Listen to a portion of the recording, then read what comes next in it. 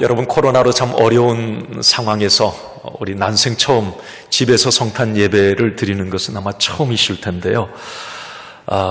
여러 가지 상황이, 그리고 여건이, 분위기가 좀 어둡고 참 힘든 상황에서 우리가 성탄 예배를 드리고 있습니다. 그래도 저와 여러분, 오늘 예수님 때문에 우리는 기쁜 성탄이 되어야 합니다. 왜? 성탄의 본질은 예수 그리스도이기 때문에 그렇습니다. 그래서 우리는 메리, 기쁜 성탄, 크리스마스, 그렇게 말할 수 있어요. 다시 한번 우리 메리 크리스마스 선포합시다. 메리 크리스마스. 아멘. 2020년을 우리가 시작할 때 참 희망적이었어요. 그렇죠. 1월 말 2월 초부터 코로나가 강타를 했으니까 우리가 1월 초까지만 해도 참 희망에 부풀어 있고 기대감을 많이 가졌지 않습니까? 개인적으로 올 한 해 정말 나는 어떤 일들이 내게 좋은 일들이 있을까? 또 가정은 이런 목표들을 세우고, 또 교회도 나름대로 2020년 이제 부흥과 성장을 꿈꾸고 시작을 했습니다. 그러나 뜻하지 않는 이 코로나 괴물로 인해서 아마 제가 생각하기에는 2020년이라고 하는 이 한 해는 역사 속에 가장 끔찍한 한 해로 기록이 될 것 같습니다. 어쨌든 올 한 해 마무리하는 시점에서 아직도 이 세상과 사회, 개인은 여전히 코로나와 사투를 벌이고 있습니다. 그리고 이 코로나로 인해서 모든 사람들의 마음이 답답하고 어두워져가는 느낌들을 받습니다. 성탄절에 그래도 가족끼리는 좀 모여야 되지 않나? 좀 아는 사람들끼리 모여야 되지 않나? 그런데 4인 이상 모일 수 없이 이런 상황이 돼버렸어요. 지금 가게를 운영하시는 분이나 또 사업을 하시는 분들도 많이 어두움에 놓여 있고요. 여러 가지 우리 교육이나 문화, 경제도 상당히 어둠이 짙게 드리워져 있는 상태입니다. 오늘 성탄의 아침에 세상은 이렇게 어둡지만 또 언제 새벽이 올지 모르지만 오늘 설교자는 어둠의 역설을 메시지로 말씀드리고 싶습니다. 빛에 대하여, 어둠에 반대되는 빛에 대하여. 지금 모든 상황이 어둡고 힘들지만 우리는 희망을 말할 수 있습니다. 빛으로 오신 예수 그리스도, 그분 때문에 희망을 노래할 수 있습니다. 오늘 빛으로 오신 예수 그리스도, 그분으로 인해서 여러분들의 삶에, 여러분들의 생각과 마음에 어둠이 싹 물러가기를 주님의 이름으로 축복합니다. 그렇게 하셔야 됩니다. 예수님은 빛으로 오셨기 때문에, 어둠을 몰아내는 빛으로 오셨기 때문에 여러분, 성탄은 우리에게 기쁨입니다. 자, 여러분, 첫째, 오늘 성탄의 메시지입니다. 예수님이 없는 세상은 어둡습니다. 오늘 9절 말씀을 우리 한번 같이 본문을 읽겠습니다. 시작. 참 빛 곧 세상에 와서 각 사람에게 비추는 빛이 있었나니.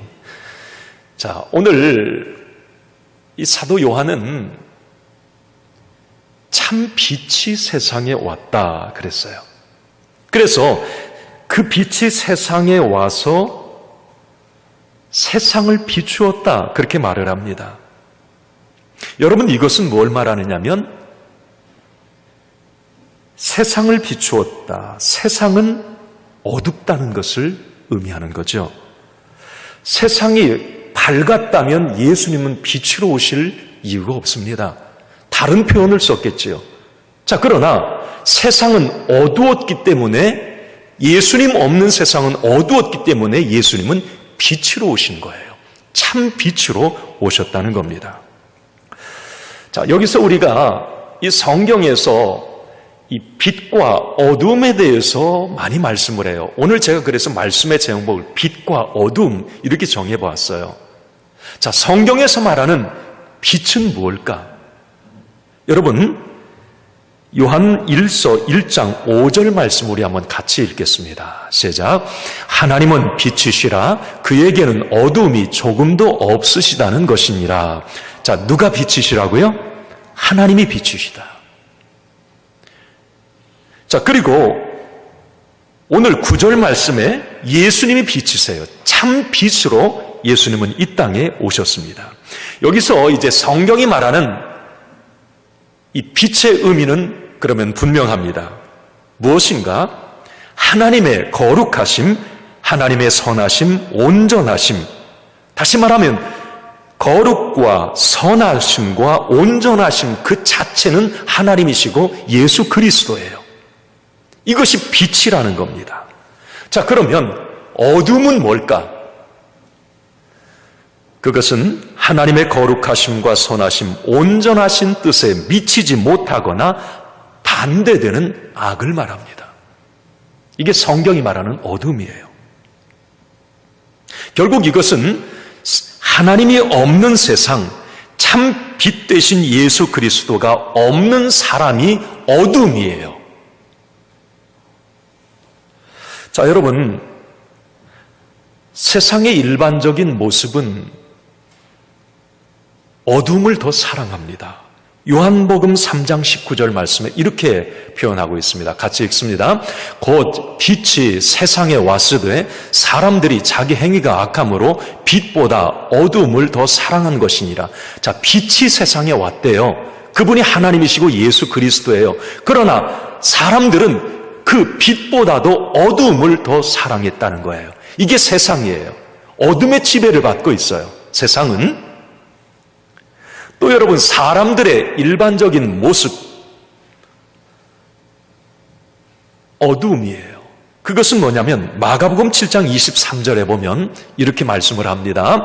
이 모든 악한 것이 다 속에서 나와서 사람을 더럽게 하느니라 그랬어요. 자, 아까 여러분 요한복음 3장 19절에 빛보다 어둠, 악한 세상, 그 어둠을 더 사랑한다고 그랬어요. 세상은 어둠의 지배를 받는다. 그러면 그 어둠 속에서 살아가는 세상 사람들은 어둠의 지배를 받을 뿐만이 아니라 이 죄의 어둠, 이 악한 것들이 자기 속에서도 나온다는 거예요. 그러니까 세상과 사람은 어둠의 지배를 받고 있다라고 하는 겁니다.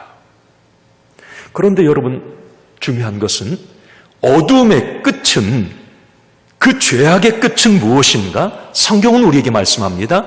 죄의 싹은 뭐예요? 사망이에요. 이 어둠의 끝은 사망입니다. 이 부분을 요한계시록 21장 8절에 보면 이 사망을 이렇게 말씀을 합니다. 같이 읽습니다. 그러나 두려워하는 자들과 믿지 아니하는 자들과 흉악한 자들과 살인자들과 음행하는 자들과 점술가들과 우상숭배자들과 거짓말하는 모든 자들은 불과 유황으로 타는 못에 던져지리니 이것이 둘째 사망이니라. 아멘. 자, 여러분, 죄의 싹은 사망이다. 이 어둠의 끝은 멸망이다, 사망이다. 이것은 몸의 죽음을 얘기하는 게 아니에요. 영적 사망, 이걸 둘째 사망이라고 얘기를 합니다. 자, 그러니까 여러분, 세상은 지금 어둠의 지배를 받고 세상 모든 사람들은 빛을 싫어해요. 하나님을 거부하고 예수 그리스도를 거부합니다. 그냥 어둠에 있길 원해요. 왜? 어둠이 좋다는 거예요. 세상 사치와 향락과 음란이 더 좋아요.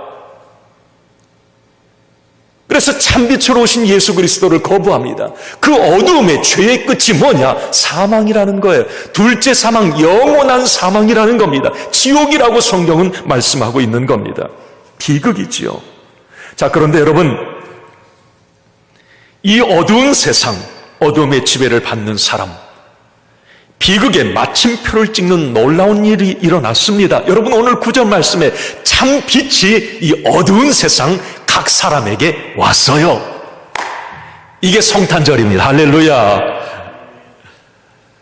어두운 세상을 비추고 각 사람을 비추는 참 빛이 나타난 겁니다. 희망이죠. 다시 살리는 생명입니다. 기쁨입니다. 이것이 바로 예수 그리스도의 오심 성탄의 의미입니다. 그래서 성탄은 희망이요, 기쁨이요, 축복입니다. 자, 그러면 이렇게 우리의 모든 삶의 각 사람의 세상의 어둠을 싹 몰아내기 위해서 오신 예수 그리스도, 자, 그분에 대한 참 빛에 대한 세상의 반응, 사람들의 반응을 오늘 10절과 11절 말씀에 이렇게 말씀을 합니다. 자, 10절 먼저 말씀을 읽습니다. 오늘 본문 10절입니다. 그가 세상에 계셨으며 세상은 그로 말미암아 지은 바 되었으니 세상이 그를 알지 못하였고. 자, 참 빛이 세상에 왔어요. 그러나 세상이 그 참 빛을 알아보지 못하는 거예요.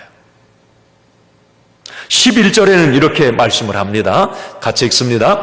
자기 땅에 오매 자기 백성이 영접하지 아니하였으나. 세상도 그 참빛에 대해서 알지 못했을 뿐만이 아니라 그 참빛을 자기 백성들, 사람들도 영접하지를 않았다는 거예요. 이것이 세상의 완악함, 우리 사람의 교만입니다. 여러분, 깜깜한 방에서 그냥 불 하나 켜면 그 어둠은 싹 물러가요. 그러나 사람은 다르다는 겁니다. 참 빛이 왔어도 그 빛 대신 예수 그리스도를 거부하는 거예요. 그냥 어둠에 있으려고 하는 거예요. 예수 그리스도를 받아들이려고 하지 않습니다. 이것이 바로 인간의 완악함이죠. 로마서 1장 21절에는 이런 모습들을 이렇게 말씀을 합니다. 읽습니다. 하나님을 알되 하나님을 영화롭게도 아니하며 감사하지도 아니하고 오히려 그 생각이 허망하여지며 미련한 마음이 어두워졌나니. 하나님을 알아요. 예수 그리스도를 알아요. 여러분, 지금 우리 한국에 하나님 모르는 사람 있습니까? 예수님 모르는 사람 있어요. 하나님을 알아요. 아는데 하나님을 영화롭게 하지 않으려고 해요. 감사치도 않아요. 생각과 마음이 오히려 어두워지길 원한다는 거죠. 빛을 거부하는 거예요. 이것이 바로 어둠, 이 죄악의 파괴력, 위력인 것입니다. 자, 이 어둠, 죄의 위력이 얼마나 대단한가? 제가 말씀을 준비하면서 여러분, 코로나 요즘에 우리 다 지금 마스크를 끼고 계신데, 여러분, 이 코로나는 거리두기하고 마스크 끼고 예방수칙 잘 지키면 어느 정도로 예방이 돼요. 그러나 여러분, 이 죄라고 하는 이 어둠이라고 하는 것은 거리두기로 해결되지 않아요. 손 씻는다고 해결되지 않아요. 마스크 낀다고 이 죄의 바이러스 감염되지 않는 것 아닙니다. 자, 여러분, 세상과 각 사람은 이렇게 참빛을 거부한다고 성경은 말을 해요. 자, 그런데 놀라운 반전이 일어납니다. 세 번째, 이거죠. 놀라운 하나님의 역설적인 사랑. 제 타이틀을 그렇게 했어요. 한번 읽어볼까요? 시작. 놀라운 하나님의 역설적인 사랑. 거부해요. 싫어해요. 빛을 거부하는 거예요. 자, 그럼에도 불구하고 우리 하나님은 자기 백성들을 사랑하셔서 세상에 왔어요. 그리고 빛을 비추셨어요. 그리고 영접하는 자에게 그 빛으로 인해서 어둠을 몰아내셨어요. 사망과 저주와 불행을 몰아내셨습니다. 여러분, 사람의 경우는 그래요.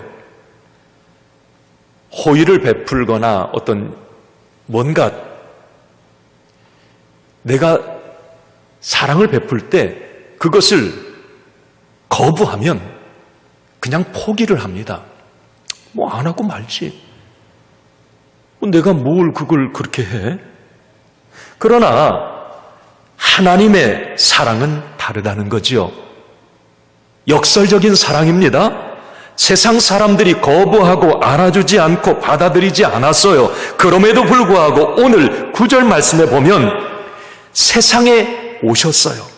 그리고 각 사람에게 오셨습니다. 11절 말씀에 자기 땅에 거부했어도 우리 하나님은 예수 그리스도로 오셨어요. 오셔서 많은 사람들이 거부했어요. 예수 그리스도가 오셨을 때 예수님은 수치와 모욕과 멸시, 조롱, 천대를 당하셨습니다. 비난을 당하셨어요. 결국은 십자가에 못 박아 사람들이 죽여버렸습니다. 자, 여러분, 이쯤 되면 정 떨어진다. 내가 뭘 니한테 그렇게 해야 되는데. 하나님의 사랑은 인간의 생각을 뛰어넘습니다. 오셔서 세상을 비추셨어요. 수많은 장애물이 있었지만 복음을 전파하시고 복음을 통해서 세상의 어둠을 몰아내시려고 노력했습니다. 각 사람에게 비추셨어요. 예수님은 질병과 고통과 삶의 어둠을 몰아내셨습니다. 고린도후서 4장 6절 말씀에 보면 이렇게 이 부분을 말씀을 합니다. 같이 읽습니다. 어두운 데에 빛이라 말씀하셨던 그 하나님께서 예수 그리스도의 얼굴에 있는 하나님의 영광을 아는 빛을 우리 마음에 비추셨느니라 그랬어요. 거부했지만, 싫어했지만, 받아들이지 않았지만 예수 그리스도 그 하나님의 사랑은 거부했음에도 불구하고 빛으로 찾아오셔서 우리 마음과 생각의 삶의 어둠을 몰아내셨다는 거죠. 그 참 빛은 나에게도 비추셨습니다.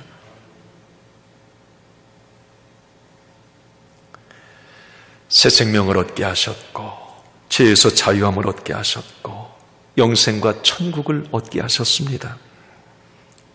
삶의 어둠을 몰아내셨어요. 요즘에 많이 여러분 힘든 시기를 지나고 있잖아요. 목회자는 더더욱 마음이 참 무겁습니다. 이 12월에 이렇게 함께 기뻐하고 축하해야 될 그런 이 절기에 모일 수 없어서 얼마나 안타까운지 몰라요. 마음이 참 무거워요. 제 마음이 이렇게 어두워져 올 때 제가 하나님 앞에 기도해, 하나님, 코로나로 인한 내 마음의 어두움을 빛 대신 예수 그리스도께서 몰아내 주세요. 제가 주원세 때 지난주에도 이틀 분량도 아니에요. 주님, 하루치만 오늘 내게 평안과 기쁨 주세요. 그렇게 기도를 해요. 왜? 하루가 지나면 또 소멸되는 것 같아. 어둠을 몰아내는 예수 그리스도, 그분이 아니면, 빛 대신 그분이 아니면 정말 살아가기 힘든 시대를 우리는 지금 살아가고 있어요. 혹시 여러분 오늘 예배 드리시면서 뭔가 지금 삶의 어두움이 이렇게 좀 드리워져 있다, 아우 힘들다, 무겁다, 오늘 성탄절에 그런 마음과 삶의 그런 어려움이 있다면 여러분, 예수 그리스도는 빛으로 오셨다고 말씀을 합니다. 그 예수 그리스도를 나의 구주 나의 하나님으로 받아들일 때에 여러분들의 삶에 무거운 짐이 벗겨지고 여러분들의 삶의 어두움이 싹 물러가게 될 줄로 믿습니다. 여러분, 참빛으로 오신 우리 예수님은 우리에게 성탄 선물을 주세요. 2020년 네 번째 이렇게 정해봤습니다. 같이 읽어볼까요? 시작.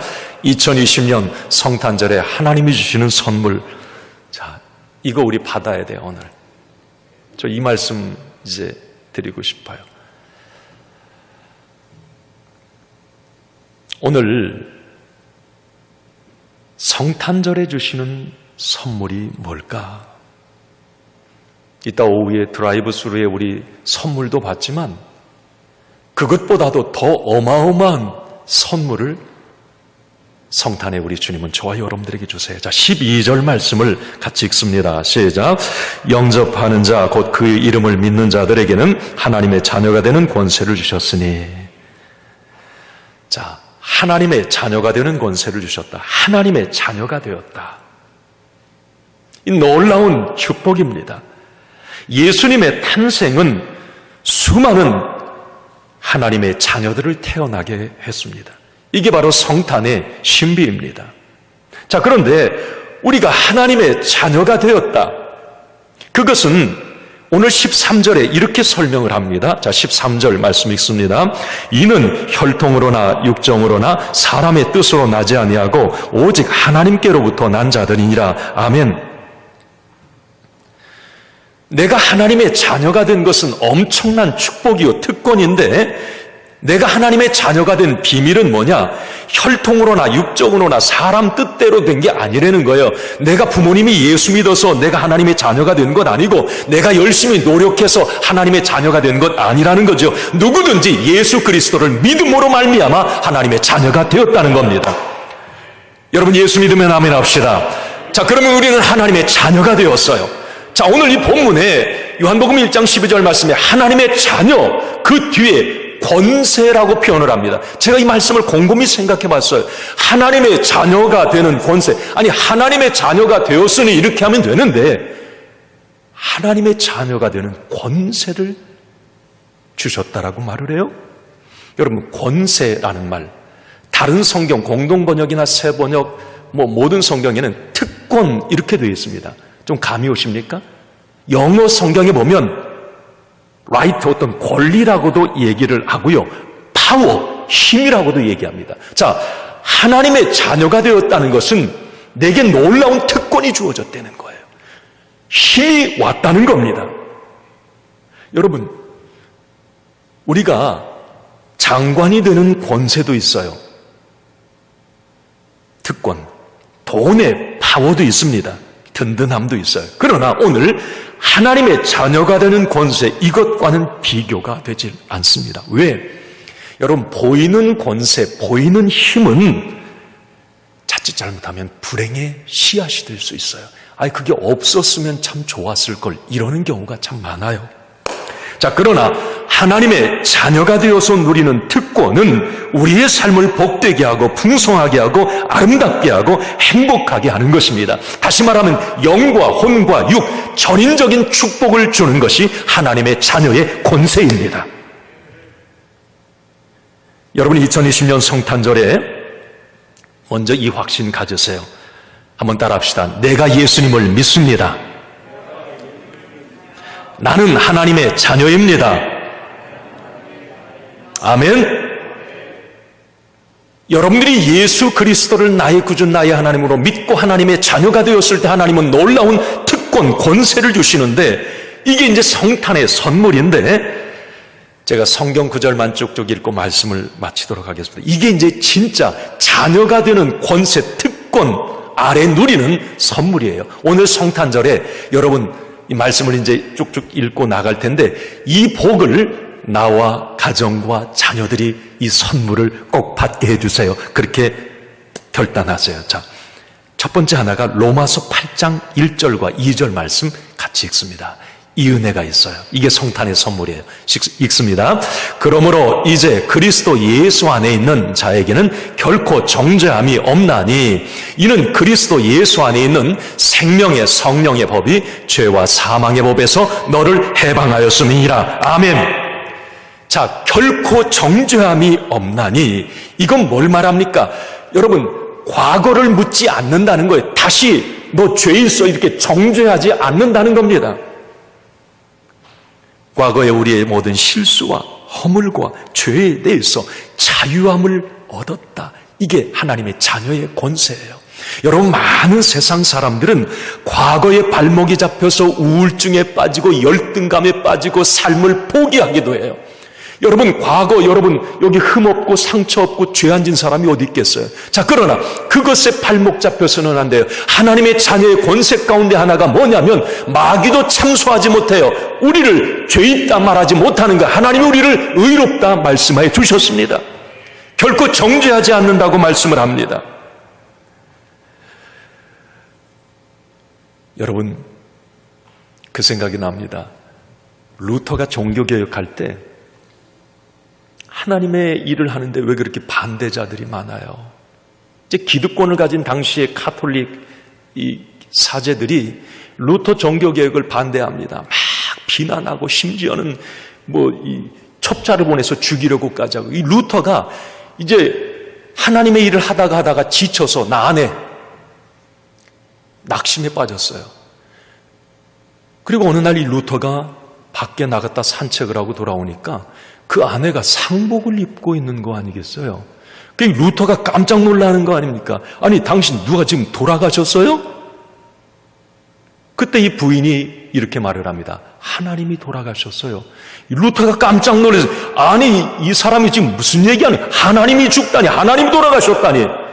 그때 루터의 부인이 이런 말을 합니다. 당신이 낙심하고 실망하고 절망하는 걸 보니 하나님은 분명히 죽으셨습니다.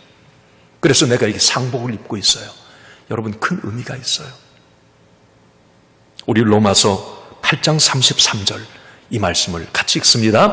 누가 능히 하나님께서 택하신 자들을 고발하리요 의롭다 하신 이는 하나님이시니. 아멘. 여러분, 이제 자유함을 얻으시기 바랍니다. 또 하나는 성탄해 주시는 선물의 로마서 8장 32절 말씀 같이 읽습니다. 자기 아들을 아끼지 아니하시고 우리 모든 사람을 위하여 내주신 이가 어찌 그 아들과 함께 모든 것을 우리에게 주시지 아니하겠느냐. 아멘. 제 로마서 8장 말씀을 계속 묵상하는 것은 예전에 이 코로나로 한번 로마서를 깊이 묵상할 때가 있었어요. 그때 받은 은혜가 너무 커요. 참, 모든 것을 우리에게 주시지 않겠느냐. 하나님의 자녀의 권세, 모든 것을 우리에게 주신다는 거예요. 여기에 여러분, 모든 것은 나에게 유익이 되는 겁니다. 자녀에게 유익이 되는 것을 부모는 주게 되어 있어요. 여러분, 마태복음 7장 11절 말씀, 이 확신을 오늘 우리는 가져야 됩니다. 너희가 악한 자라도 좋은 것으로 자식에게 줄 줄 알거든 하물며 하늘에 계신 너희 아버지께서 구하는 자에게 좋은 것으로 주시지 않겠느냐. 아멘. 좋은 것을 우리 하나님은 저와 여러분들에게 주시길 원하세요.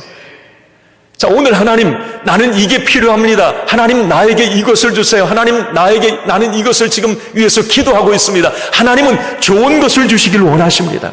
이게 자녀 권세예요. 좋은 것을 주실 줄로 믿습니다.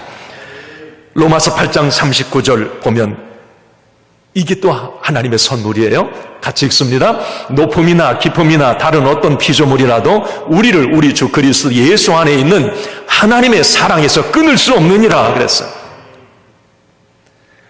여러분, 코로나도 어떤 고난도 어떤 어려움도 하나님과 관계를 끊어버릴 수가 없어요. 왜? 나는 하나님의 자녀예요. 가끔 우리가 자식이 잘못하고 속상하게 하고 너 나가! 예전에는 저 어렸을 때는 너 집에 들어오지 마, 너 호적 파버려, 막 그런 얘기도 하잖아요. 여러분, 그런다고 내 자식 아니에요? 사랑을 끊을 수 없는 거예요. 자식과 부모의 사랑은 끊을 수 없는 천륜이에요. 마찬가지 하나님과 우리 관계에서도 그 무엇도 하나님의 사랑의 소리를 끊을 수 없다는 거예요. 그러면 나는 하나님의 모든 풍성한 영적 자원을 누릴 수 있는 거예요. 그래서 내 삶이 풍성한 거예요. 이게 성탄의 선물입니다. 자, 마지막 한 가지 더 읽습니다. 자, 히브리서 4장 16절 말씀에 보면 이렇게 우리에게 말씀합니다.